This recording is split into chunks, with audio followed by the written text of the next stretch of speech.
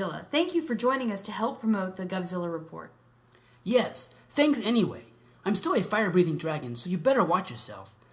Let's get this over with. I have a hedge fund meeting in 40 minutes. Okay, Mr. Zilla.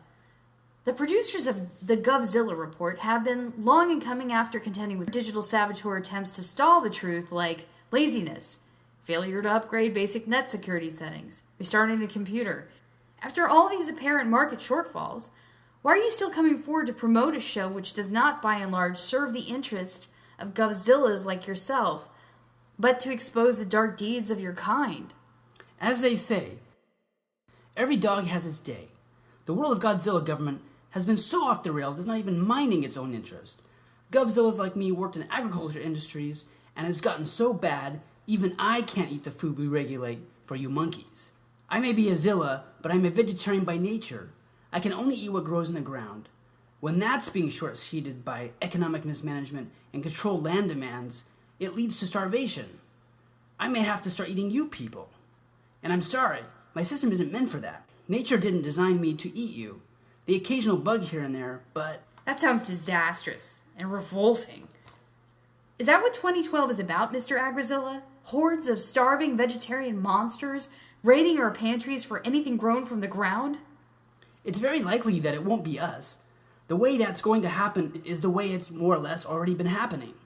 It will be the IRS or the Department of Justice or some weird executive order to turn out and police all your canned goods.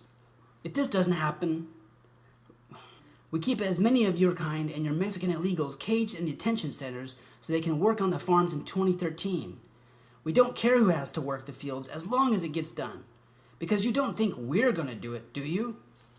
You realize what you're saying here is that the majority of Americans will be forced into agrarian slavery or forced labor camps because you need excess stores of food? Not to feed human poor in Africa and across the world to those who are starving, but so you guys don't have to do anything and we do it all for you? What can I say? It's that or we have to start eating you. It's been done before, but I think you'll see it our way. Especially when you recognize the vomited carcasses of people you once knew stinking up the street. You know, from the indigestion. I just can't do it. It's unthinkable. All the land is used up for oil and industry, and it's just not like it was in, say, the Jurassic period when it was mostly plants. Mr. Zilla, if I understand you correctly, you and over half the people in your agency are a vestigial remnant of the Jurassic period?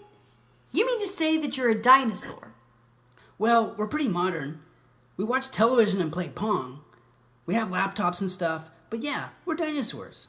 So again, Mr. Zilla, how can the GovZilla report really help you when all we do is urge the public to reset the evolutionary clock so we don't have to be slaves in any way to the outrageous demands of dinosaurs like yourself?